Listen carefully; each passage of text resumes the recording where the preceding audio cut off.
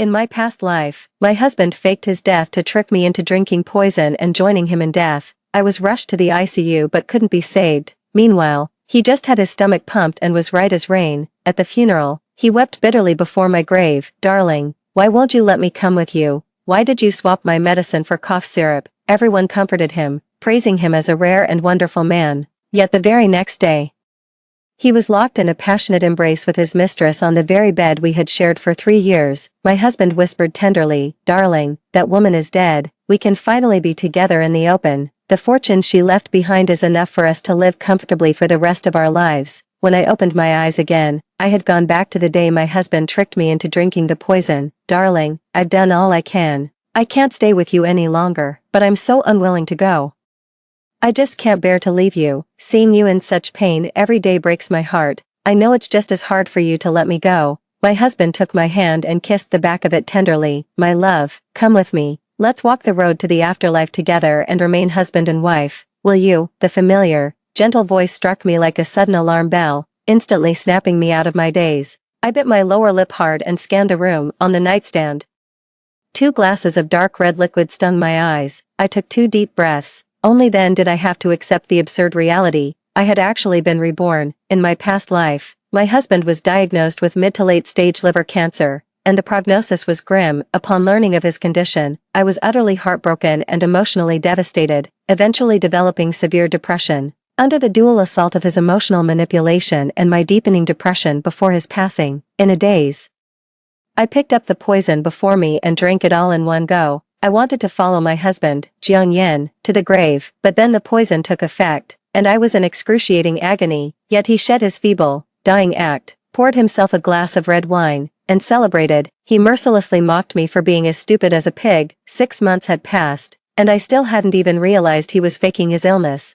It wasn't until I was foaming at the mouth, my pupils dilating, that he finally put on a show of calling an ambulance for me. In the ICU, I endured the torment of every possible resuscitation method, yet still succumbed. He just had his stomach pumped and walked away without a scratch. The day after I was buried, he was already tangled up with his mistress in the very bed we had shared for 3 years. He whispered passionately, "Darling, now that Wu Yu is gone, we can finally be together out in the open. The fortune she left behind is enough for us to live in comfort for the rest of our lives." Painful memories nearly drowned out all my reason. I dug my nails into my palms until they bled, just to keep myself from tearing him limb from limb. He could only glare in fury at the emaciated Jiang Yan before him, yet he stared fixedly at the 2 cups of dark red liquid and continued, "Darling, do you remember drinking the ceremonial wine at our wedding? Drink this, and we can be husband and wife for all eternity in the underworld, given a second chance at life. I won't be fooled by your deceit again." I swore a silent vow. "In my past life, you faked your death to trick me into following you to the grave. This time, I'll make your fake death a reality." Seeing my prolonged silence, Jiang Yan frowned slightly. He put on an act of lovesick vulnerability and continued his manipulative spiel. "Darling, don't you want us to share a blanket in life and a grave in death? Like hell I want to be buried with you." I was seething with hatred, wishing I could just pry his mouth open and pour the poison down his throat right then and there. Yet on the surface, I feigned an expression of utter agony. Life is a stage. Everyone has to put on a performance now and then. I sat down on the edge of the bed and, fighting back my disgust, took his hand in mine. Of course I remember.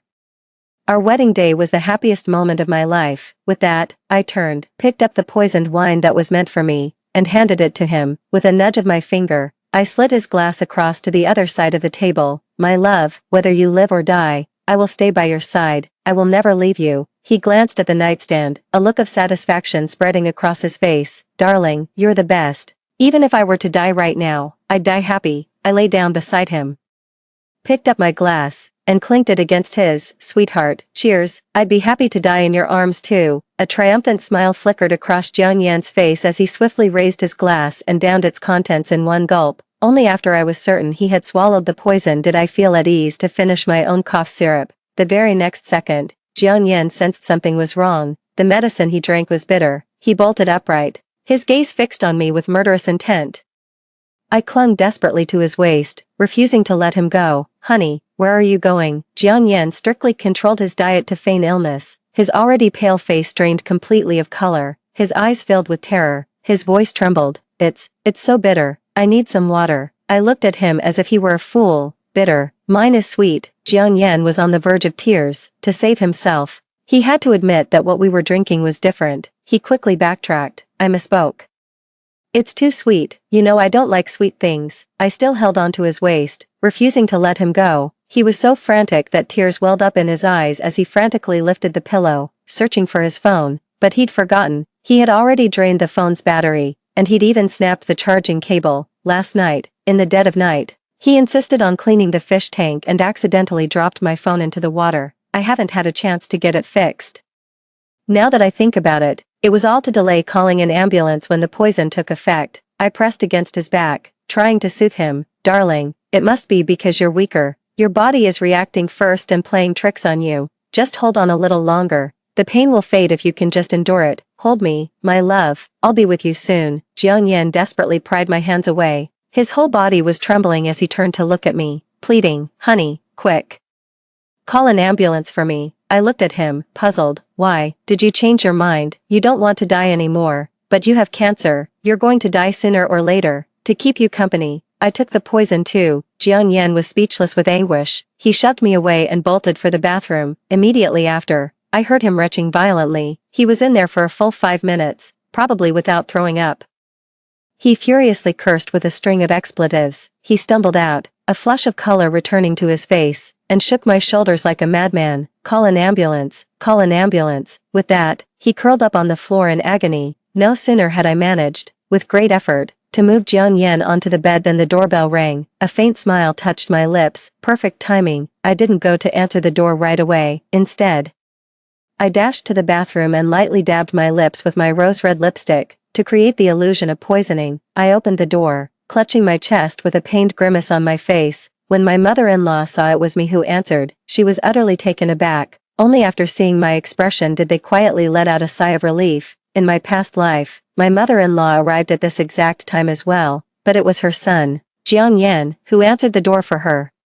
She had come to deliver some local specialties from our hometown. To my dying day, I was never sure if her visit was a coincidence. It was all premeditated. I only remember that Jiang Yan's last call this morning was to his mother. Jiang Yan had timed his feigned illness perfectly. He started getting sick right as the weather turned cooler in August. During his treatment, he voluntarily shaved his head. He bundled up in thick layers of clothing and wouldn't let me touch him. His reason was that he was afraid seeing it would upset me. He also forbade me from telling anyone about his illness, because he didn't want people to look at him differently. On his deathbed, he emotionally manipulated me into committing suicide for him. After I'm gone, they'll claim I took my own life because I couldn't bear the torment of depression. Jiang Yan, out of profound love and loyalty, vowed to die with me. I couldn't bear it, so I secretly swapped his poison for cough syrup. Everyone would praise him for being a good man, while blaming me for being overly sensitive and not valuing my own life. Where's my precious son? Is he feeling any better? My mother-in-law barged in, bumping my shoulder with hers, looking down her nose at me. Jiang Yan and I have been married for 3 years without having a child, which has caused my mother-in-law to hold a serious grudge against me. I feigned a couple of coughs and replied weakly, he's lying down inside. Mom, you came at the perfect time. Let me use your phone. Jiang Yan just said he's not feeling well and asked me to call an ambulance for him. My mother-in-law carelessly tossed a sack of local specialties on the floor and hurried to the bedroom to call for Jiang Yan. Jiang Yan lay with his back to her and didn't respond. She walked out without showing a hint of panic. My mother-in-law gently closed the bedroom door and shot me a glance. My son is sleeping soundly. What's the point of calling an ambulance? I deliberately clutched my stomach and tried to snatch her bag. Mom, I'm not feeling well either. Can I use your phone for a second? My mother-in-law shifted her body away, firmly pushing my hand down with a cold tone. That must be from hunger. I brought Yan's favorite cured bacon. Take a piece out and stew it for his lunch. Mom, I really don't feel well. My mother-in-law acted as if she hadn't heard a thing. Just sitting on the sofa scrolling through short videos on her phone, her attitude made me suspect that she was in on Jiang Yan's plan to fake his death. Back then, I was naive enough to believe she had actually come to visit us. Clutching my stomach, I ran for the bathroom, shouting as I went, Mom, I've got a stomachache. You'll have to fend for yourself. My mother-in-law watched me with a gleeful smile, probably thinking the poison was taking effect. Laugh it up, call an ambulance now. And your son might still make it, any later, and not even a god could save him. I came out of the bathroom and went back to the bedroom. If you looked closely, you could see Jiang Yan's body trembling slightly. In my past life, I was still conscious right up until they wheeled me into the emergency room. I can feel the pain in my body. I can hear people talking, but I can't move a muscle. I can't speak. Leaning over the headboard, I wiped the cold sweat from his forehead and let out a soft, mocking laugh. My dear husband, I know you can hear me. It must be awful, isn't it? I'd call an ambulance for you, but your mother won't allow it. What can I do? I know you're faking it. I know this whole playing dead act is to get rid of me, take all our money, and run off with your mother and your little mistress. Too bad for you. I switched your syrup. Your fake death is about to become very, very real. You must be wondering how I know all this. Well, I have no intention of telling you. Just know that everything you're suffering now is exactly what you deserve. Don't worry, I won't let your mother or your lover off the hook either. This is all payback for what you owe me. Jiang Yan let out a foul, labored breath through his mouth. 2 lines of tears streamed from the corners of his eyes. I gently wiped him dry. Don't worry, I won't let you die that easily. I'll call an ambulance right now. I suddenly let out a scream. Hearing the noise, my mother-in-law came running over. What's all the shouting about? Keep your voice down, you'll wake my son. I pointed at Jiang Yan, my hand trembling uncontrollably. Mom, Jiang Yan, he's foaming at the mouth. Only then did my mother-in-law turn Jiang Yan over to get a proper look at his face. Jiang Yan had already gone into shock, unable to speak, yet his face was contorted in agony. The mother-in-law showed no sign of panic or alarm. Instead, she looked uncertainly from her son to me.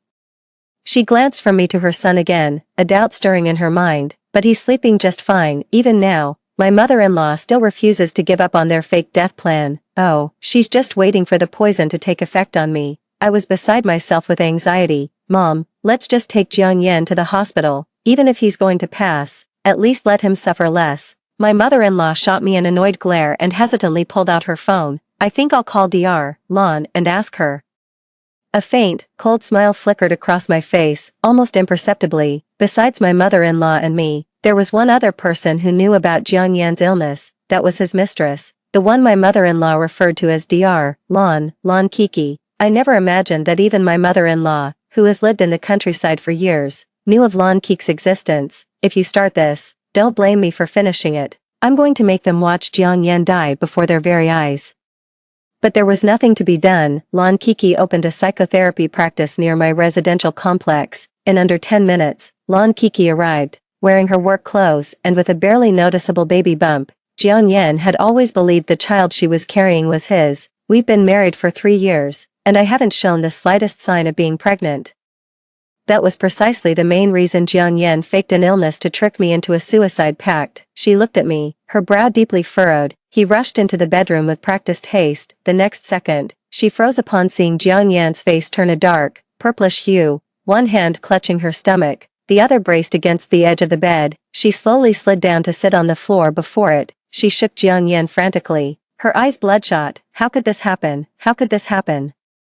Call an ambulance, quick, Jiang Yan's been poisoned. Lan Kiki watched in a frantic panic as she performed rudimentary first aid on Jiang Yan. Only then did the old woman snap into a state of sheer panic. Her mouth hung open, but not a single sound escaped. I was completely stunned, the color draining from my face in an instant. I looked at them in confusion, but I drank it too. Why am I fine? Suddenly realizing something, my mother-in-law slapped me across the face. You useless, barren woman.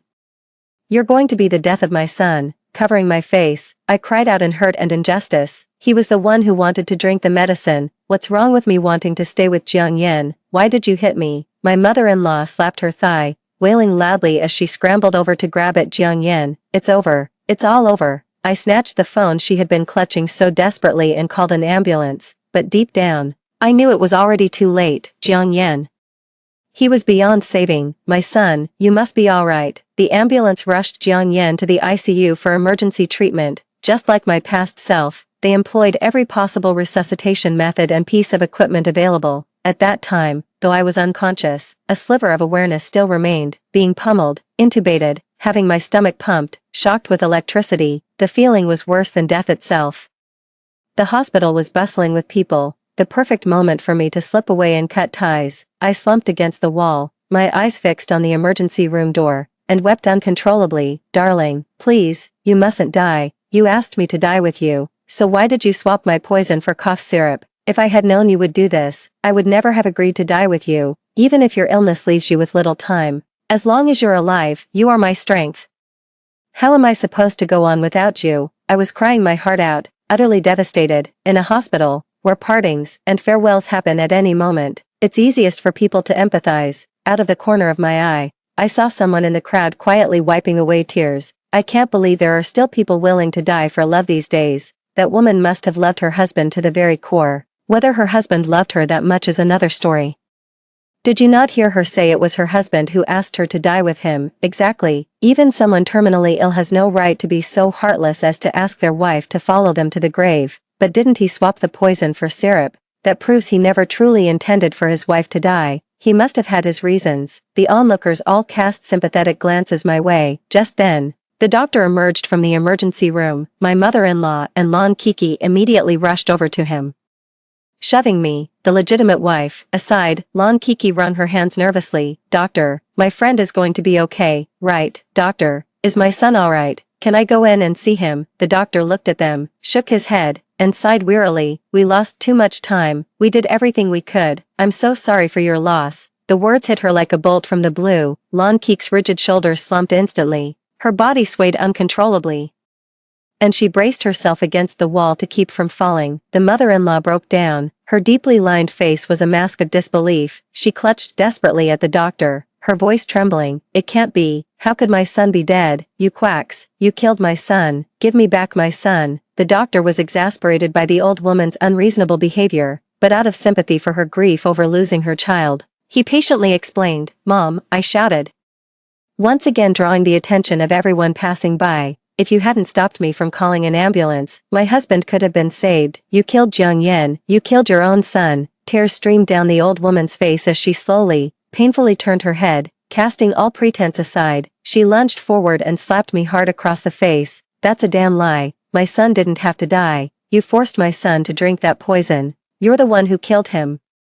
Give me back my son's life. My mother-in-law suddenly turned the tables, pinning all the blame on me. But I won't let her wicked scheme succeed this time. I covered my face and retorted. I didn't. I love Jiang Yen. Why would I force him to take poison? He has liver cancer. You were afraid he'd be a burden, so you wanted him dead. You vicious woman. Not only did you fail to give our Jiang family a single child, but you also poisoned my son. Today, I'm going to beat you to death to avenge him. I let out a huge sigh of relief. That foolish old woman's self-incrimination had undoubtedly cleared my name once again. However, more and more onlookers were left utterly bewildered. No way, that's a shocking plot twist. That's murder, isn't it? And I was just feeling sorry for the girl a moment ago. There are no dutiful children by a long sickbed. Taking care of a patient is truly exhausting. I know that from experience. But that's no reason to poison someone. It's hard to say.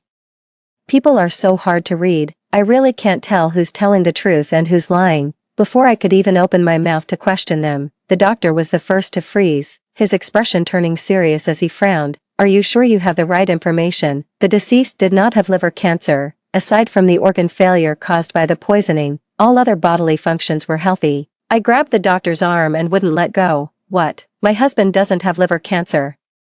But he's been sick for 6 months, getting chemotherapy at the hospital every single month. Look, here's his diagnosis. I pulled out the liver cancer diagnosis report for Jiang Yen from my bag. The doctor took one look, and his expression changed instantly. This is absurd. A piece of paper without even a hospital stamp. What kind of diagnosis report is this supposed to be? I was completely stunned. Mom, did you know Jiang Yen was faking his illness all along?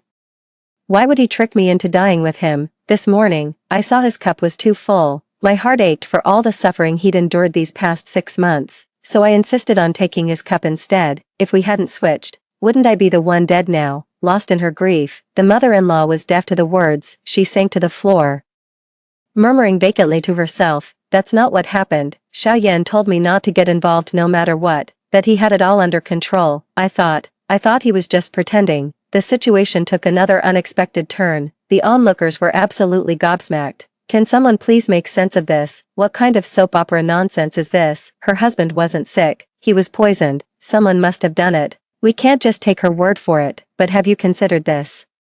If her husband was perfectly fine, why would he fake an illness, and terminal liver cancer, no less? How was he planning to end the charade without actually dying? Is it possible that her husband had some ulterior motive and wanted to fake his own death? Seeing that they could no longer keep up the pretense, the mother-in-law and Lon Kiki, suppressing their grief, began to disperse the crowd. At that moment, Jiang Yan's body was wheeled out. The mother-in-law held Jiang Yan. Weeping as if her heart would break, I felt a wave of profound relief wash over me as I looked at the stiff body beneath the white sheet. It was as if the suffering he had caused me in a past life had suddenly lifted. Seeing her in such utter agony, the onlookers finally dispersed. No longer lingering to watch, my mother-in-law told me to get lost and forbade me from accompanying them to the crematorium. Frankly, I couldn't be bothered to clean up after that scumbag. But when I thought about what might happen next, I knew I wouldn't have peace of mind until I saw him turn to ashes. So, stubbornly, I followed them onto the hearse bound for the crematorium. I didn't leave until I saw Jiang Yan's body being pushed into the cremator. Finally at peace, once home, I packed up all of Jiang Yan's belongings and threw them in the dumpster downstairs. Then, I transferred all the money from our joint account to my parents, labeling it as alimony. Jiang Yan refused to divorce me, opting instead to fake his death to trick me into a lover's suicide, all to get rid of me. So you just want to get your hands on all my money, is that it? If he's going to play dirty, then I won't hold back either. I run a beauty salon, and it brings in a net profit of several million a year. For the past 6 months that Jiang Yan has been sick, he's been taking at least 200,000 from me every month for his medical expenses. Whenever he wanted to try some folk remedy or miracle cure, I'd give him the money, hundreds of thousands, even millions, but he never let me accompany him to his doctor's appointments, afraid I'd hear bad news and be overwhelmed with grief. Since he wasn't actually sick, he must have siphoned off all that money. After he fell ill, I was in a deep depression for a time. The mere thought of a future without him would reduce me to uncontrollable sobs. I loved him so much that I was willing to give up my right to become a mother for him. He never knew that the reason we hadn't conceived in 3 years wasn't because of me. It was because he had oligospermia. To protect his pride, I kept the real reason to myself. I just told him it wasn't meant to be to make him feel better. In just 2 short months, I had driven myself into a depression. I lost all heart for running the beauty salon. And for 6 months it was basically in the red every single month. I never imagined the person I loved so deeply would betray me, fool around with another woman, and even have a child with her. I know that after Jiang Yan's death, my mother-in-law and Lan Kiki won't just let this go. I asked a friend to hook me up with a really sharp lawyer, one who's a real shark in the courtroom. I'm determined to make sure my mother-in-law and Lan Kiki can't squeeze a single penny out of me. And I'm getting back every last cent of the 3 million Jiang Yan swindled from me. All is ready except the east wind. Now it's my turn to pour myself a glass of red wine to celebrate. My gaze wandered, sweeping across the surroundings. Jiang Yan, oh Jiang Yan, do you, like me, harbor such deep resentment that your very soul has returned, so close to victory, yet you stumbled at the final hurdle? You must despise me to your very core. Ha ha ha, I don't know why I'm so happy. That night, whether it was the alcohol or finally letting go of my worries, I managed to sleep soundly without taking my antidepressants. On the 3rd day, my mother-in-law returned, holding Jiang Yan's ashes. After just 2 days, she seemed to have aged a decade, her expression ashen and defeated. The hair that was once half-gray had now turned completely white. Following closely behind was a haggard-looking Lan Kiki. The two supported each other, their heavy dark circles a clear sign they hadn't gotten proper rest in days. Lan Kiki had deliberately chosen to wear a form-fitting knit dress today, even wrapped in her coat. Her small baby bump was unmistakably prominent. I was taken aback for a moment, surprised that my mother-in-law didn't immediately fly into a rage upon seeing me again. Less than 2 minutes after they entered, 2 police officers showed up at the door. So that's how it was. Who called the police? The mother-in-law clutched the urn, her eyes bloodshot, glaring at me with a look that could kill. Officers, you must bring me justice. This vile woman poisoned my son, made him die in agony. Arrest her now. Poison her too, with the strongest poison there is. The officer's face was as dark as coal. I mourn my mother-in-law's ignorance for a second. Please don't mind her. Officers, my husband just died, and my mother-in-law can't handle the shock. She's just talking nonsense. It's true my husband was poisoned, but he poisoned himself. It has nothing to do with me. My mother-in-law gritted her teeth and moved to hit me again. That's a damn lie. If you slander my son again, I'll tear your mouth to shreds. My son had a perfectly good life. Why on earth would he poison himself? I explained with sincere and measured calm. Officer, my husband didn't mean to poison himself. He was trying to poison me. By some twist of fate, I ended up drinking his medicine. And that's how I survived. What's more, he faked an illness and deceived me for 6 months. I've done the math. And in that time alone, she took nearly 3 million from me for treatment. This is the fake diagnosis he gave me. And here are the bank transfer records I've compiled. Officer, you must help me find out where all that money went. As I said those last words, my eyes were fixed on my mother-in-law and Lon Keek's faces. A flicker of panic crossed Lon Keek's expression. But it was gone in an instant, replaced by her usual composure. She just pressed her lips tightly together, refusing to say a word. The mother-in-law was in tears, and compared to her story at the hospital the day before yesterday, she had a new version this time. My son is simply fed up with you, this barren hen. He wants to leave you, but you refuse to divorce him and won't give him his share of the money.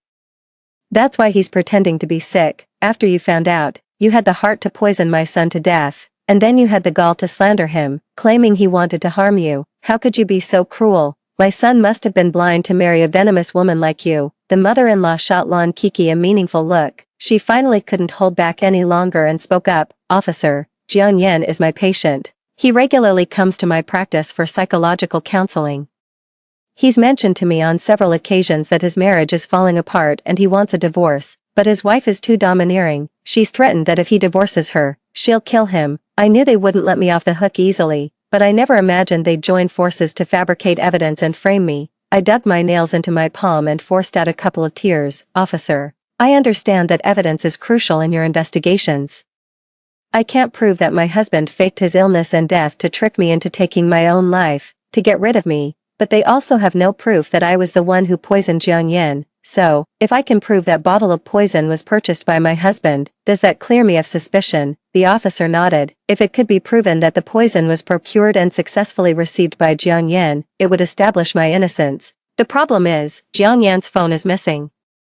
I searched every corner of the house, but I couldn't find Jiang Yan's phone. However, my suggestion thoroughly spooked the person who hid the phone. The police officer said that if this case isn't a suicide by poisoning by Jiang Yan, then it involves criminal activity, and we need to go to the police station to give our statements. They thought that by colluding in secret and calling the police, they could have me convicted. Little did they know, they ended up shooting themselves in the foot. If they admit now that Jiang Yan died by suicide from poison, their earlier accusations would constitute slander against me. If they don't admit it, and Jiang Yan's phone is eventually found, it will prove the poison was indeed purchased and used by him privately. Given that he had already faked an illness to swindle money, it raised the suspicion that he might be plotting to harm me. The color drained from both their faces. Even if they hid Jiang Yan's phone, the police could still trace some of his spending records. My mother-in-law didn't understand the power of modern forensic techniques, but Lon Kiki couldn't possibly be unaware. Just as the elderly woman was about to speak, Lon Kiki grabbed her arm and yanked her backward. The old woman stumbled back, nearly dropping the urn she was holding. Lon Kiki hurriedly caught her and said anxiously, "Auntie has a heart condition. She hasn't rested properly these past few days while handling Jiang Yan's funeral arrangements. She's probably having an attack." Catching her meaningful glance, the elderly woman suddenly rolled her eyes back and began to swoon. My heart, it hurts. The medicine, it's in my bag." Lon Kiki hurriedly retrieved a nitroglycerin tablet from the bag and gave it to her. The two police officers helped her to the sofa and laid her down. He took me aside and asked me a few questions in private. When I returned, my mother-in-law had already calmed down. She also changed her story for the police officers. My mother-in-law apologized to the police through gritted teeth. "I'm an old woman, my mind isn't what it used to be, and my memory's failing me. It's possible my little Yen really did take his own life. It had nothing to do with my daughter-in-law. I just couldn't accept my son's death. So I took my grief and anger out on my daughter-in-law. I owe her an apology, daughter-in-law. For the sake of little Yen who just passed, please find it in your heart to forgive your mother, won't you?" In the end, they didn't dare confront the truth head-on and chose to settle things in a way that would likely cost them the least. Admitting her son died by suicide must be tearing her heart out. If I had been reborn just a moment sooner, I could have thrown the evidence of her son's crimes right in their faces. At this point, we'll just have to play it by ear. I'm curious to see what other tricks they have up their sleeves. The next moment, Lon Kiki walked over, puffing out her pregnant belly, with tears in her eyes. She called out to me in profound sorrow, "Sister Yaya." A shiver ran down my spine, and I instinctively stepped back to keep a safe distance from her. "Sister Yaya, things have come to this, and I can't keep hiding the truth any longer. I'm not just Brother Zhang's therapist. I'm also the one he loves." I feigned a hurt expression, covering my mouth. "What? Jiang Yan is actually having an affair behind my back?" Lon Keek's face flushed crimson in an instant, biting her lower lip in a mix of shame and indignation. "I know you've always loved Brother Jiang deeply, so you must be aware that his greatest wish in life is to have a child of his own. What I'm carrying in my womb is Brother Jiang's only heir. Please don't blame Brother Jiang. He kept it from you because he was afraid of hurting you. I let out a cold laugh. You faked your death to trick me into following you in suicide because you were afraid I'd be heartbroken. Do you even believe that yourself when you say it? Lan Kiki glanced awkwardly at the two police officers beside her and continued, Sister Yaya, please don't make jokes like that anymore. A day as husband and wife creates a bond of 100 days. Brother Jiang is gone now. Sister Yaya. Auntie and I both hope you can accept this child and let him inherit the legacy that is rightfully his. Humph, the fox has finally shown its tail. Mother-in-law also sat up, swallowing all her anger for the sake of getting the inheritance. Yeah, the child in Keek's belly is the only remaining heir to our Jiang family line. For the sake of all the years you've shared as husband and wife with Xiao Yan, please acknowledge this child as your own. I thought it over, softened my stance, and said with a sigh, if this child is truly Jiang Yan's, then of course I have nothing more to say. My mother-in-law and Lan Kiki exchanged a glance, secretly breathed a sigh of relief, and gave me an ingratiating smile. But, I furrowed my brows and pursed my lips. Jiang Yan is dead. How can you prove the child in your belly is really his? Everything requires proof. Without proper legal documentation, I won't acknowledge it. Lan Kiki gritted her teeth, and the mother-in-law nearly fainted from anger again. Lan Kiki wiped her tears, her voice thick with grievance. Jiang Gu is the only man I've ever been with. If it's not his child, whose could it possibly be? How should I know? You're so empathetic, and you've seen so many male patients. At this point, the only thing that can prove its relation to Jiang Yan is probably a paternity test. My mother-in-law slammed the sofa, her voice rising uncontrollably. Xiao Yan is nothing but a pile of ashes now. Where on earth do you expect us to get a paternity test done? I smiled with an air of detached calm. Well, I guess there's nothing to be done then. Who gave you permission to cremate Jiang Yan without thinking it through first? Jiang Yan's body isn't even cold, and you're already here with a strange, pregnant woman to claim the inheritance. I strongly suspect you're after my money. If I agree to give your mistress's child a share of the estate today, will you be back tomorrow with your fourth and fifth flings, trying to grab more? My mother-in-law flew into a rage, her face contorted with fury as she glared at me. Nonsense. If I say it's him, then it's him. He's the only grandson I'll ever acknowledge. Xiao Yan told me before he passed, the child in Keek's belly is his. What's the big deal about a paternity test? I'll take one with him. The officer on the scene reminded them, the test results only hold legal weight if the sample is provided by the individual in question. My mother-in-law finally snapped, huffing and puffing with rage. I asked you here to settle this fairly, not to gang up on me with her. I was so angry, I could only laugh. Does she think she owns the police station? In the end, with no other options, my mother-in-law had to settle for claiming her rightful share of the inheritance.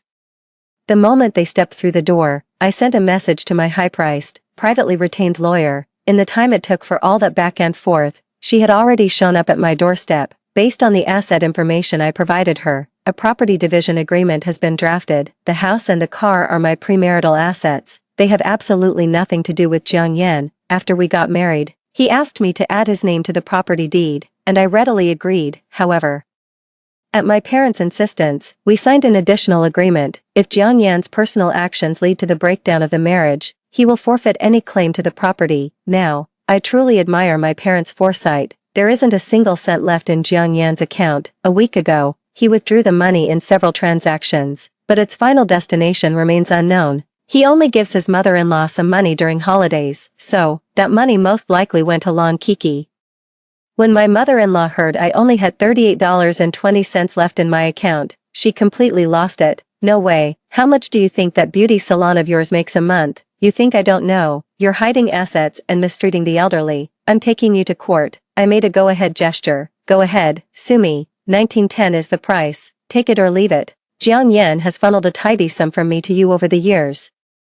A person should know when they've had enough. After everything you've done to me, you have the nerve to haggle. My mother-in-law was so furious she was huffing and puffing. I flashed a wide grin and transferred 19 yuan and 10 cents to her. After the police left, my mother-in-law and Lan Kiki stubbornly overstayed their welcome in my home, just to spite me. She even placed the urn on the altar in the living room where I worship the god of wealth.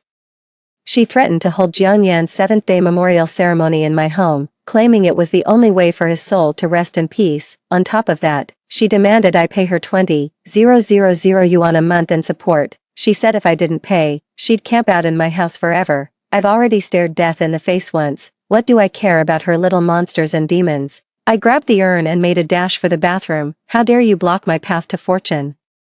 You're going straight into the septic tank as scrap. My mother-in-law was so frightened she snatched it away in a hurry, never daring to leave the urn anywhere I could see it again. Later, Lon Kiki left, but my mother-in-law stayed behind, holding her ground in my home. After the security guard threw her out, she just squatted outside my front door, clutching the urn. She's been wandering around the neighborhood like a madwoman, telling everyone I poisoned her son and cheated her out of her inheritance. I neglected my beauty salon for over half a year, which caused a massive loss of clients and nearly drove me into bankruptcy. These days, I've been manning the shop, planning promotional events, and trying to win back my old customers. I was negligent in driving my mother-in-law away. My mother-in-law is domineering but not very bright. She has been waging a protracted guerrilla war against me, slandering me everywhere. Lon Kiki must be the mastermind behind it all. In just a few short days, I became the heartless, cunning, and vicious woman in everyone's eyes. Everyone treats me like I'm a dangerous criminal, going out of their way to avoid me. In private, I went to see Lon Kiki. My personal lawyer has confirmed for me that Jiang Yan did transfer the money to Lon Kiki. I told her to return the 3 million Jiang Yan transferred to her as soon as possible, or I'd have no choice but to take legal action.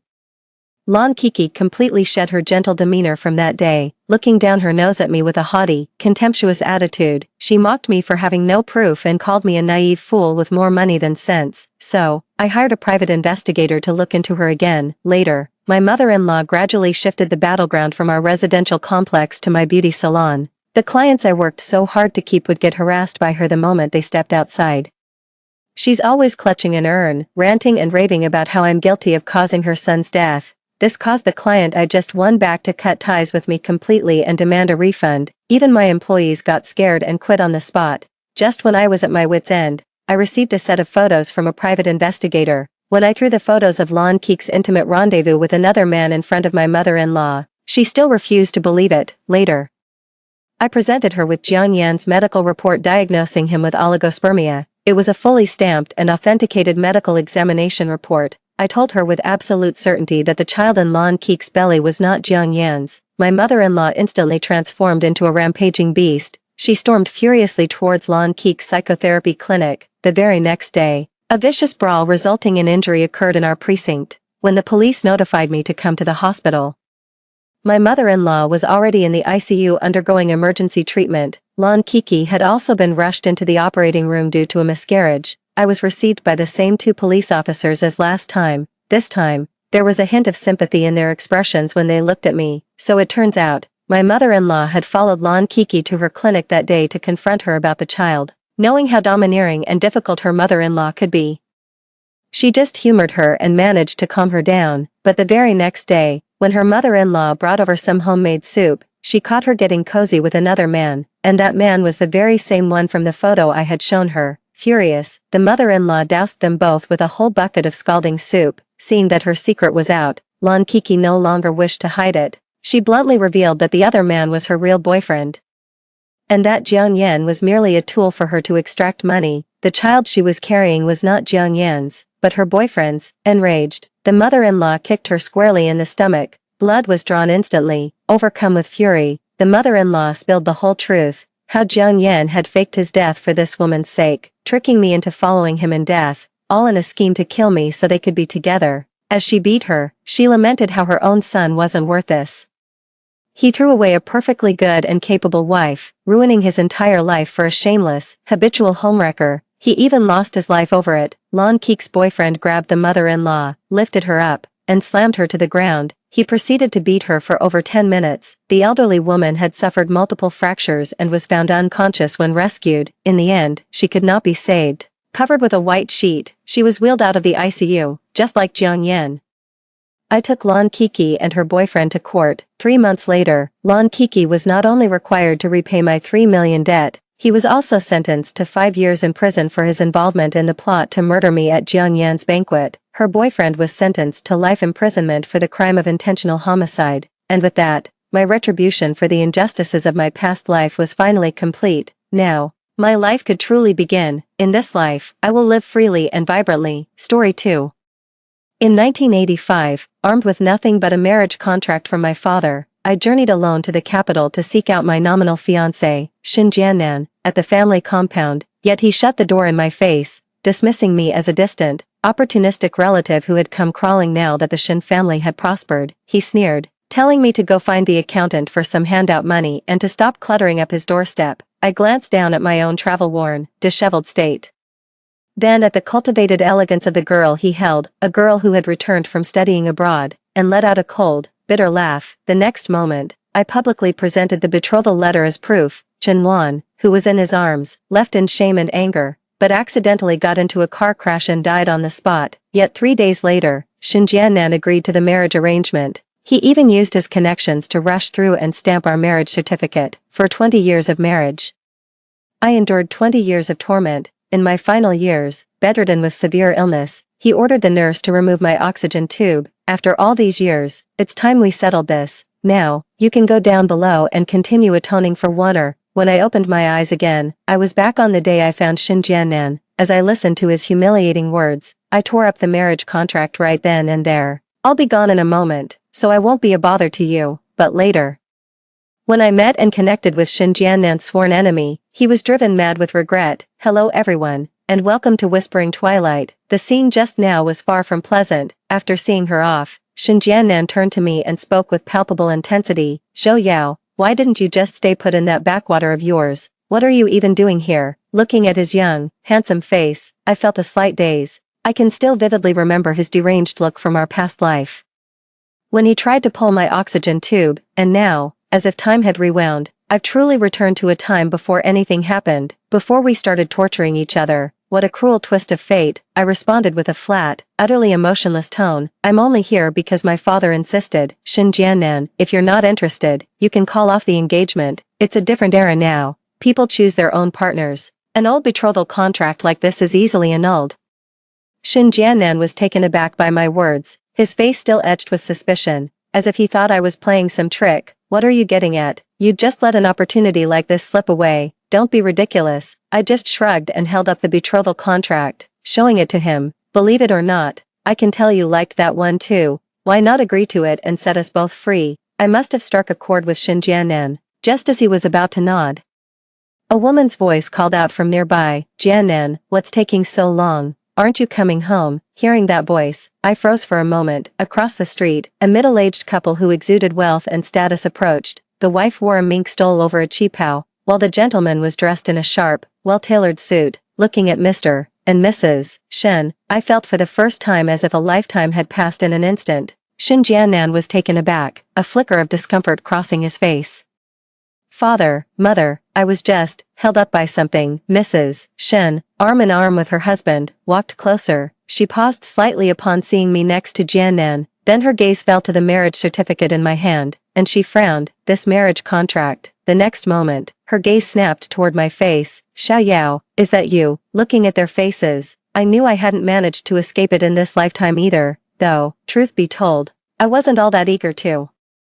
I could only nod in response. Uncle, Auntie, it's been so long. How have you been? Oh my goodness, it really is you. What a surprise. Why didn't you write or send a telegram to let us know you were coming? We're both doing just fine. Thank you, Mrs. Shin beamed with delight, warmly taking my hand, while Mr. Shin smiled beside her. Look how you've grown. Last time we saw you, you only came up to my waist. I looked at them and spoke with a bitter smile. Yeah.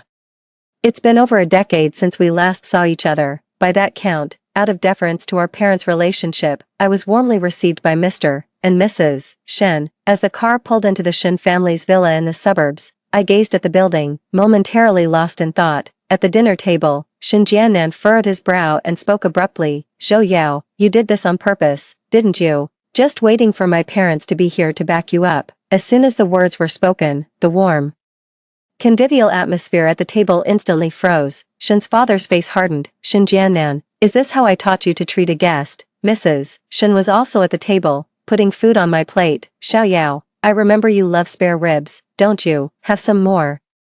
Only after serving me did she look at Shin Jiannan and speak up to remind him, especially since this is your fiancé. Upon hearing his mother's words, Shin Jiannan immediately took offense and retorted, what fiancé? I don't acknowledge her. My heart already belongs to another, Mr. Shin snorted dismissively, completely unfazed. Which one? The one from that family of traveling players. His tone was contemptuous, and a flicker of displeasure immediately crossed Shin Jiannan's face. Mrs. Shin also let out a sigh. Jiannan, it's not that your father and I don't approve of you too, it's just that Jinwan, after all, isn't from a proper family. Upon hearing this, Shin Jiannan felt his pride wounded and his resentment towards me grew even stronger. It wasn't until I took the initiative to interrupt and speak up. No, uncle, auntie, I've come this time to call off the engagement. Call off the engagement, child. You've finally come to visit, and now you want to break it off, Mrs. Shin was taken aback and immediately asked with concern, have we been poor hosts in some way? Mr. Shin, however, fixed his gaze directly on Shin Jiannan, his tone severe. Was it you who just bullied Zhou Yao? Before I could even get a word out, Mr. Shin continued to berate me angrily. You ungrateful wretch, your uncle Zhou and I go way back. If he hadn't taken a bullet for me on the battlefield all those years ago, do you think you'd be sitting here stuffing your face like a proper person? That's a life debt, a debt that must be repaid, understand. Zhou Yao came all this way, and this is how you repay the favor on my behalf. Having served in the military in his youth, Father Shin has a rather fiery temper, which is hardly surprising, yet, the genuine emotion in his eyes moves me deeply, even as it fills me with a sense of helplessness. It's precisely this feeling that has made me want to avoid seeing them in this life, in my past life. It was Father and Mother Shin who constantly shielded me. Their protection was the only respite I had during my 20-year, mutually torturous marriage to Shin Jiannan. Their kindness towards me was such that calling them my benefactors would be no exaggeration. I'm always afraid that if I see them again, I might not have the heart to walk away. Cat got your tongue, nothing more to say, is that it? Under his father's relentless questioning, Shin Jiannan's jaw muscles tensed and relaxed repeatedly. He deliberated for a long moment before finally speaking. You want to repay a debt of gratitude, but does that mean you have to sacrifice my entire life for it? What am I to you? Some object belonging to you and my mother, to be married off to whomever you decide. Are you trying to be the death of me, Mr. Shin slammed the table and stood up, his face flushed with anger, seeing the situation turn sour.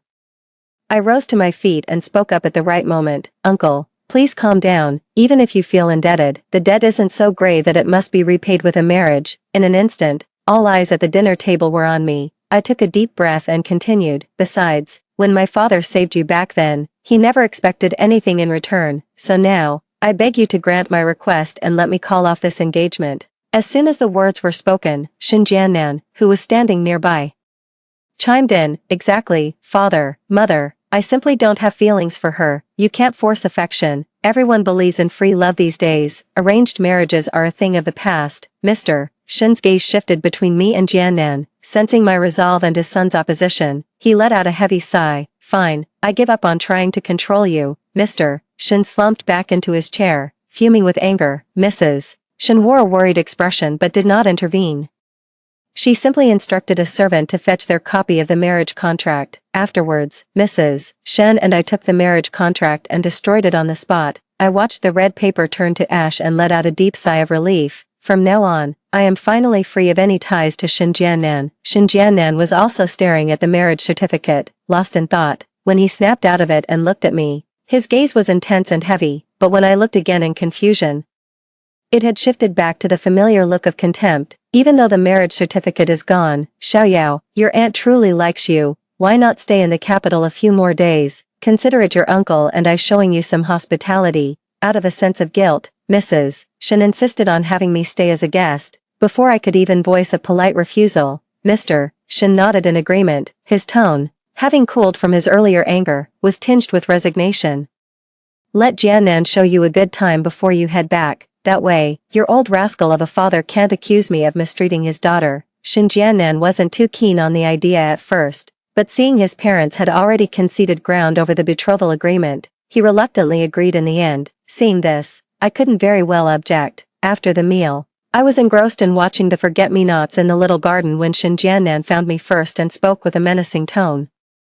Zhou Yao, I'm warning you not to get any ideas about me. What on earth are you talking about? The evening breeze was cool. I was almost greedily savoring the leisure of youth, free from the torment of illness, when Shin Jiannan's interruption prompted me to retort with a hint of impatience. Ideas. I reached out and gently stroked the flower, then stood up, looking coldly at Shin Jiannan as I spoke with contempt. You. Shin Jiannan tried to say more, but I simply turned and walked away. There was no point in wasting another word. From that day on, I stayed at the Shin residence. My parents aren't particularly concerned about the engagement. They simply believe that if I like the person, I should get to know them, and if I don't, I should call it off. Sending me to the capital was also a way to broaden my horizons. Nevertheless, I plan to write to them about breaking off the engagement and to let them know I'm safe, so they won't worry. Since I was using the Shin family study, Shin Jiannan saw me writing as soon as he entered and immediately scoffed. Well, you never even went to college, and you know how to write. I didn't say a word, just kept writing the letter with my fountain pen. Shin Jiannan, having been left hanging, moved closer for a look. He immediately recognized the handwriting style his mother often used, his tone laced with suspicion. Song typeface, where did you learn that?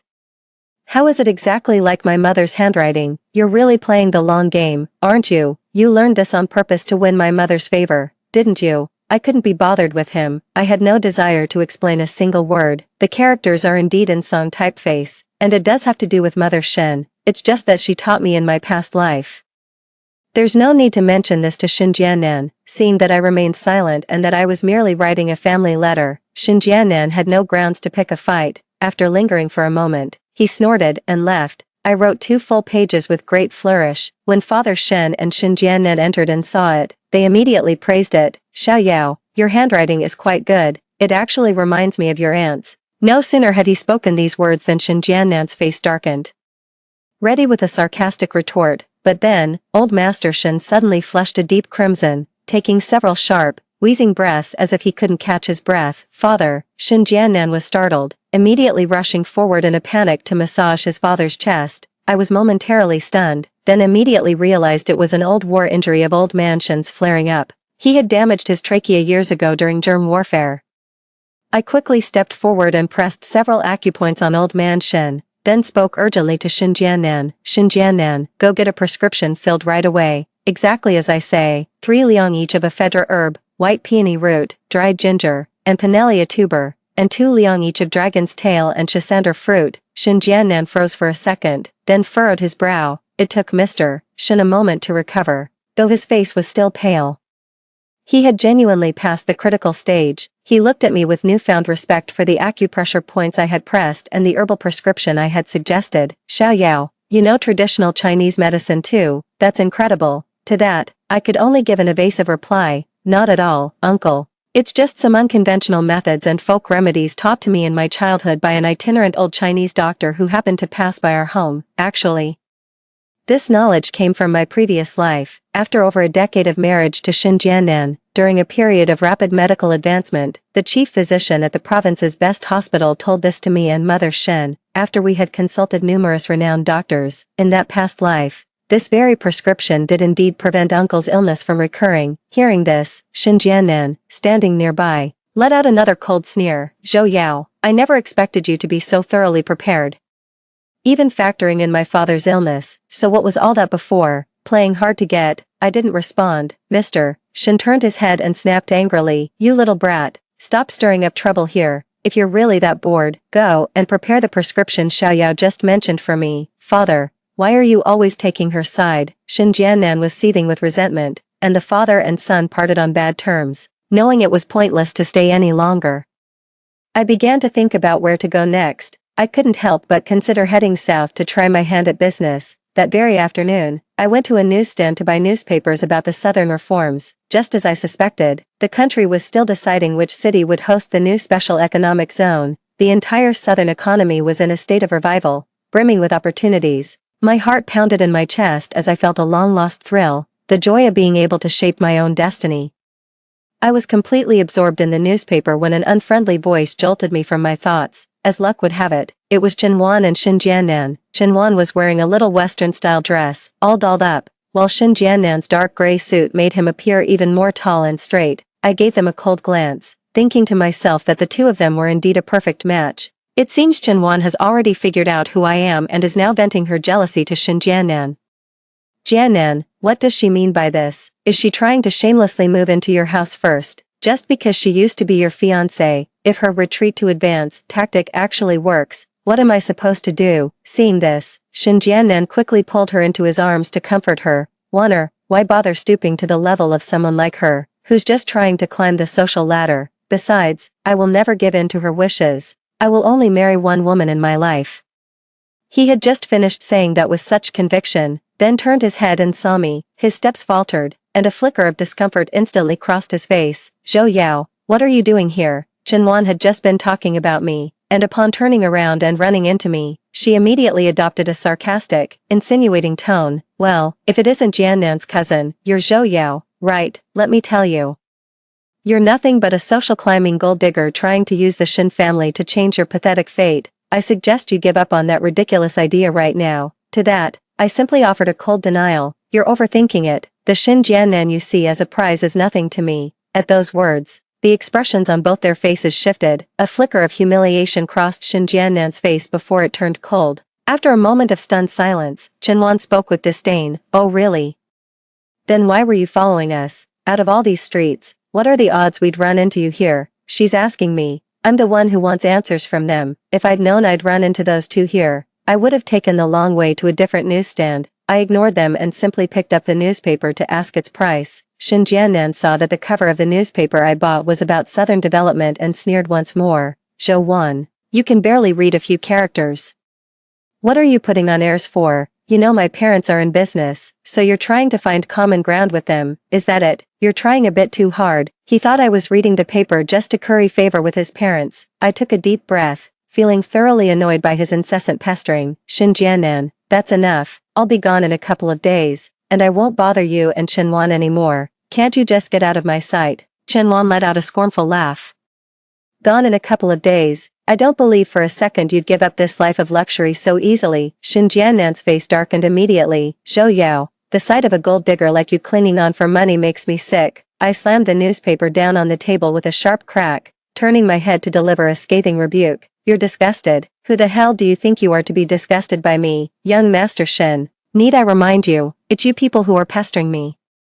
I'm not the one following you around. After saying that, I turned to Chenwan. What did you just call me? A pheasant? Then what does that make you now? A pheasant who got here a few days earlier and put on some phoenix feathers. Chenwan, you know perfectly well what's on your mind. I tore into Chenwan without mercy, shredding her reputation to pieces. How can you say that about me? Jiannan and I are truly in love. With her eyes reddening, Chenwan immediately put on a show, covering her face as she turned to leave. Shin Jiannan, however, suddenly grew anxious. He chased after her, pulled her back, and began murmuring words of comfort. All right, Wanner, don't be in such a hurry to leave. No one misses you that much. I twitched the corner of my mouth and was just about to say more when Shin Jiannan, without a moment's hesitation, punched me. Who said you could talk about Wanner like that? Instantly, a sharp pain shot through the center of my face, and I lost my balance, stumbling backward. The next moment, a pair of strong arms caught me. Shin Jiannan, is this any way to treat a lady? A low voice sounded by my ear. I stood there dazed, clutching my nose, until something soft pressed against the bleeding spot. A handkerchief. Thank you.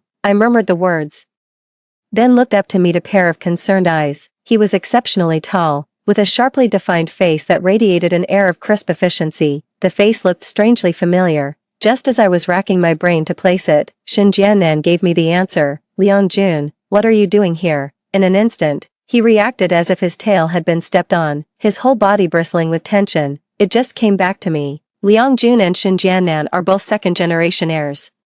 Their fathers both transitioned from military careers to business and hold significant sway in the industry. In my past life, the Liang and Shin families were constantly at odds over business conflicts, tripping each other up both openly and behind the scenes, so naturally, the two of them don't get along now either. Liang Jun was currently using a handkerchief to gently press against the cut to stop the bleeding. Before he could even respond, I suddenly snapped back to reality.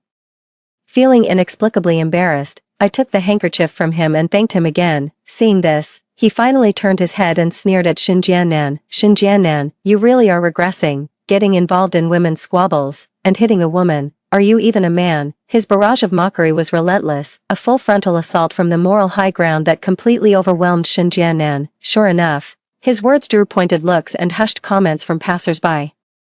What are you doing? How dare you hit a woman? This is outrageous. Morals are decaying and people's hearts are no longer what they used to be. How can a man hit a woman? He's utterly pathetic. Shin Jiannan, stung by their words and feeling his pride wounded, gritted his teeth and turned to address Liang Jun. What I do is none of your business. Zhou Yao, let's go. As he said this, he tried to pull me away, but I shook him off without a second thought. That won't be necessary.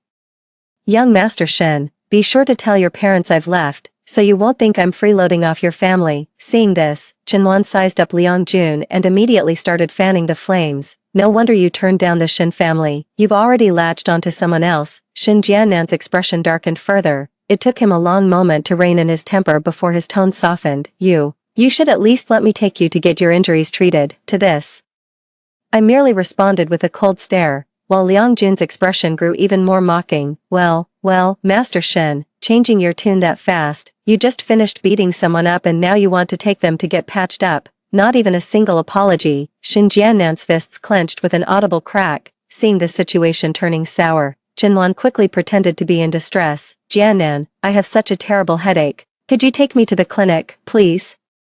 Shin Jiannan gave us a long, hard look before finally agreeing, though it was clear he did so with great reluctance. I saw it clearly. It was only because Chenwan saved his face that he was able to leave with an excuse. As they walked away, a chorus of jeers and sneers rose around them. Looking at the two of them, I could only wish them a long and happy life together, so I wouldn't have to suffer their fallout again. Just then, Liang Jun, who was standing behind me, suddenly spoke up.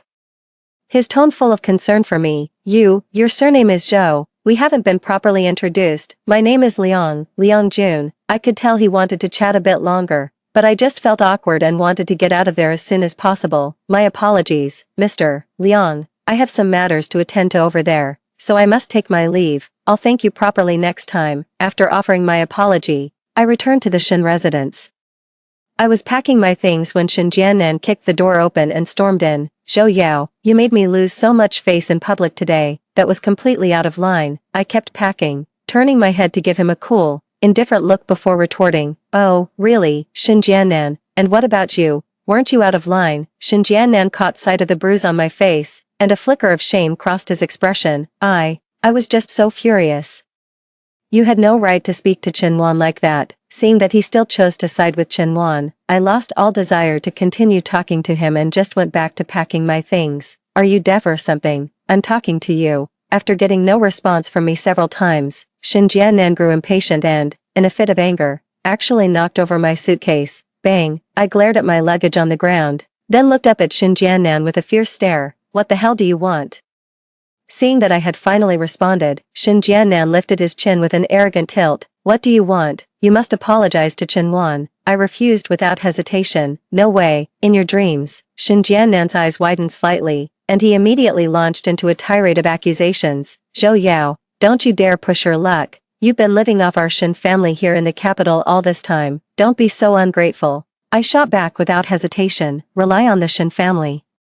If I were to rely on anyone, it would be your parents. Have you, Shin Jiannan, ever spent a single cent on me? Shin Jiannan's face flushed with embarrassment at my words, and he couldn't help but try to defend himself. All of this will be mine sooner or later. You must apologize to Chenwan. But before he could finish speaking, his father, Mr. Shen, walked in and began to reprimand him. The Shen family is yours now. You unfilial wretch. Are you that eager for me to die, Mrs. Shen entered the room shortly after, her face also full of reproach. Jiannan, your father and I have heard about what happened today. You really shouldn't have. Mr. Shen, for his part, was absolutely furious about Shin Jiannan's actions. How did the Shen family produce a pathetic coward who hits women like you? Upon hearing this, Shin Jiannan stiffened his neck. His face flushed red as he tried to justify himself. If Zhou Yao hadn't provoked me, why would I have treated her like that? Besides, I only gave her a little nudge. How does that make me a woman beater? Old Mr. Shen stared at him for a long moment, then sighed with the deep disappointment of a father whose son has failed to live up to his hopes. All talk and no backbone. Fine. Shin Jiannan, you're something else, Mrs. Shen's face was also etched with disappointment, clearly furious. How can your father and I possibly entrust the Shen family to you when you act like this? Shin Jiannan failed to see his parents' well-intentioned concern and retorted directly. You only have one son, me. You can't just abandon me. Are you trying to be the death of me? At those words, Mr. Shin took a sharp breath and looked on the verge of an attack. I quickly helped Mrs. Shin calm him down. Once Mr.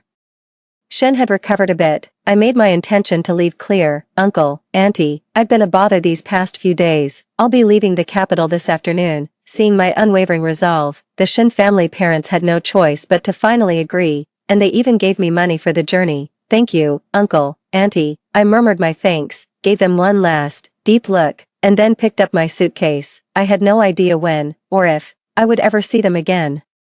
Shin Jiannan stood there in a daze for a long moment, as if finally realizing I was truly leaving, and murmured, Zhou Yao, are you really leaving? To this, I just let out a cold laugh. What else, Shin Jiannan, let's never see each other again. After saying that, I picked up my suitcase, turned, and walked away, but the moment I stepped out of the Shin family's Western-style house, Shin Jiannan came chasing after me. Zhou Yao, wait. He grabbed my suitcase, gasping for breath as he spoke.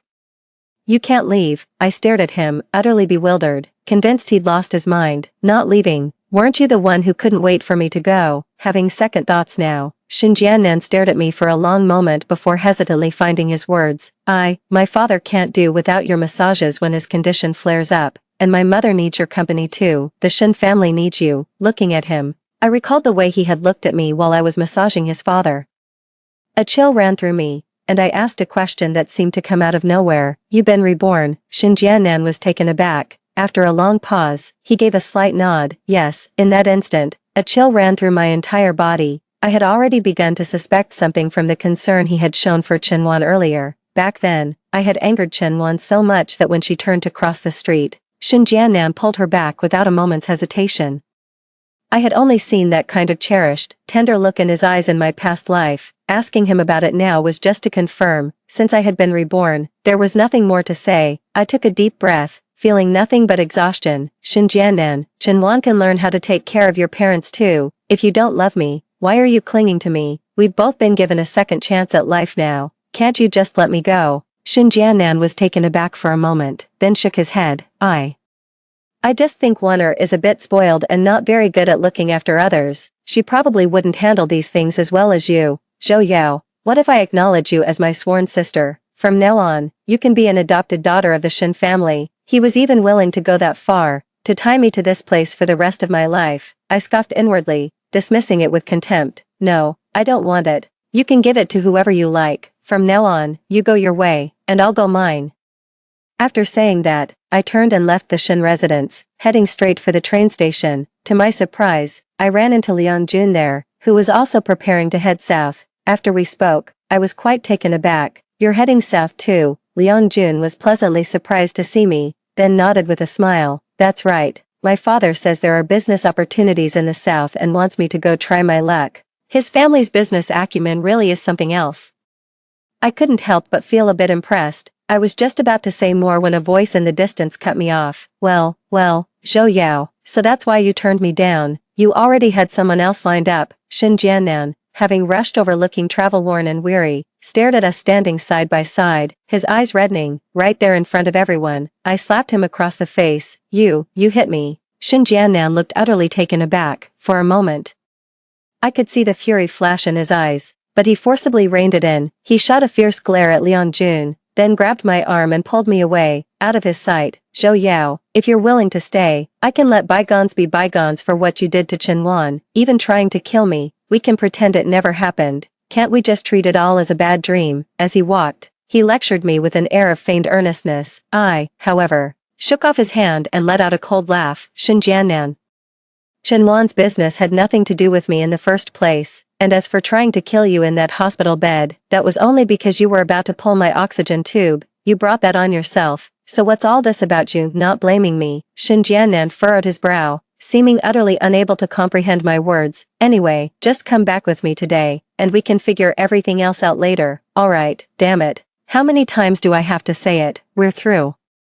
As they struggled, quite a few people in the vicinity turned to look. Suddenly, a shrill woman's voice pierced through the crowd. Shin Jiannan, I knew you never gave up on that bitch. I turned my head slightly and met Chenwan's eyes, burning with resentment and jealousy. She lunged forward and began clawing at me. You bitch, who said you could seduce him? Jiannan is mine. I stumbled backward, and the next moment, Shin Jiannan had seized Chenwan by the wrist, restraining her. "Waner.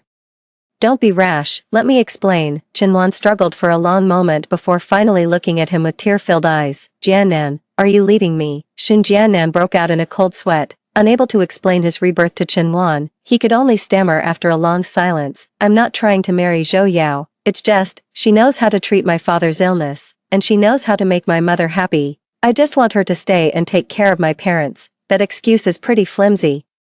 And Chenwan doesn't buy it for a second. "You have other intentions for Zhou Yao, don't you? You want to marry me, but keep her on the side." Shin Jiannan, what era do you think this is? The days of having a wife and a concubine are long gone. Why won't you just listen to me?" Shin Jiannan was left speechless, unable to explain himself no matter what he said. As the stalemate dragged on, Liang Jun, who had been listening from the sidelines, stepped in at just the right moment to bail me out. "Shin Jiannan, what gives you the right to ask someone else to take care of your parents for you? If you're trying to have your cake and eat it too, just say so." With his words, he deliberately mocked Shin Jiannan for his pie-in-the-sky thinking, aiming to drive a wedge between him and Chenwan. Sure enough, Chenwan blew her top the moment she heard it. She grabbed Shin Jiannan by the collar and demanded an explanation. Liang Jun and I seized the opportunity and quickly boarded the southbound train. With a blast of its whistle, the train bid farewell to everything in the capital. "Thank you, Liang Jun." On the train, I whispered my thanks. He blinked and chuckled softly. "You're welcome, just doing my part." After we reached our destination, we parted ways, wishing each other a prosperous and successful future. The period that followed was both busy and fulfilling. I seized the right opportunity at the right time, and my small business quickly took off and began to take shape. Concerned for the health of Mr. and Mrs. Shen, I ultimately wrote down some care instructions and mailed them to their home. But instead of a reply, I was met by Shin Jiannan, who arrived looking weary from his journey. "What are you doing here, Shin Jiannan? Do you not understand plain English, or what?" I looked at Shin Jiannan and voiced my utter annoyance, yet he wore an ingratiating smile on his face. "Zhou Yao, my parents miss you terribly and would like you to come back for a visit. It's been years, after all. Think of it as catching up." Seeing his demeanor, I flat out refused and questioned the truth of his excuse. "If you're going to lie, at least come up with a better story. I spent far more time with them and took care of them in our past life than you ever did. What's the real reason?" Seeing there was no other way out, Shin Jiannan finally came clean. It's that my parents' health is failing," I exclaimed in disbelief. "How could that be? Didn't I send a letter before the new year? By my reckoning, your mother's rheumatism should be acting up soon, and your father's bronchitis needs a new herbal prescription.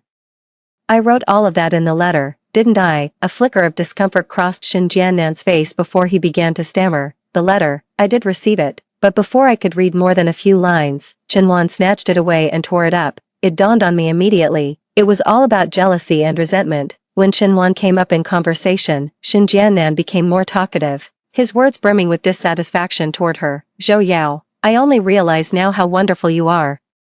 Chenwan, she's utterly useless. Every time my father has an episode, all she does is cry and has no idea what to do. My mother doesn't like her either. She even went back to my grandmother's old house for a while just to get some peace and quiet. What kind of life is this, I ask you?" I've realized Chenwan is only good for romance, not for real life. As he said this, he looked at me with complete sincerity. "My parents are part of the reason I'm asking you to come back. They truly miss you." Though I missed his parents too, I knew the course of this life was different. I couldn't repeat the same mistakes, so I firmly refused. "Shin Jiannan, I can't go back with you. Our fate in this lifetime is over. But if he wants those medicinal formulas, I can write them out again." Shin Jiannan looked at me deeply for a long moment, his eyes growing slightly red. In the end, he had no choice but to agree. But as I was writing, a woman suddenly lunged forward, tore up the letter once more, and began shouting curses. Well, Shin Jiannan, I knew there was a reason you hadn't come home for days. You came all the way down south to find this bitch. You never really cut ties with her, did you?" Chenwan glared at us, her eyes blazing with jealousy and resentment. A vein throbbed on Shin Jiannan's forehead as he explained through gritted teeth. "Chenwan, would you please stop making a scene? I'm here to get the prescription." Even with Shin Jiannan stating his purpose, Chenwan remained unconvinced. "Who do you think you're fooling? Any doctor could write a prescription. Why on earth would we need to go to that wretched woman?" Her incessant, unreasonable pestering finally pushed Shin Jiannan past his breaking point for the first time, and he slapped her across the face. "Shut up. When are you going to stop?" Struck, Chen Wan's face was a mask of utter disbelief. How could you hit me, Xin Jiannan? I will never forgive you for this. Chen Wan's tears welled up and spilled over. She covered her face and fled once more. Watching the cars speeding past on the road, my heart sank. I was just about to call out a warning when disaster struck. Bang! With a tremendous crash, Chen Wan's body was flung several meters away by the truck. Like a kite with its string cut, blood seeped from her lifeless form. Wanner. Xin Jiannan stood frozen for a long moment before letting out a howl and lunging forward. I, however, slipped away in the chaos, terrified that he would go mad and pin the blame on me again, repeating the tragedy of my past life. But I had clearly underestimated Xin Jiannan's ability to track someone down. Within a few days, he showed up at my door looking utterly haggard, offering a tearful and genuinely heartfelt apology. I'm sorry, Zhou Yao, I misunderstood you. I was wrong in our past life too. I'm the one who ruined everything. It's all my fault. This time, he didn't blame me. Instead, he calmly accepted Chen Wan's death. I'm begging you, please come back with me. I promise I'll treat you twice as well. Looking at his pleading face, I still refused. Xin Jiannan, how many times do I have to say it? We were over a long time ago. Our fate has run its course. Tears still streaked Xin Jiannan's face as he looked at me, utterly heartbroken. What's going on? Do we have a guest? Just then, Liang Jun appeared from behind and wrapped his arm around me in a very affectionate manner. Xiao Yao, what took you so long? I was stunned for a moment before immediately realizing he was pretending to be my boyfriend to get me out of a tight spot, and I promptly hugged him back. It's almost over, go back and wait for me. Xin Jiannan looked at Liang Jun, then at me, though startled. It was not entirely unexpected. In the end, he left, his face etched with utter dejection. Not long after, while I was on a supply run, I received the news of his suicide, tinged with a sense of regret. Xin Jiannan left me a suicide note. In it, he expressed a wish to be reborn,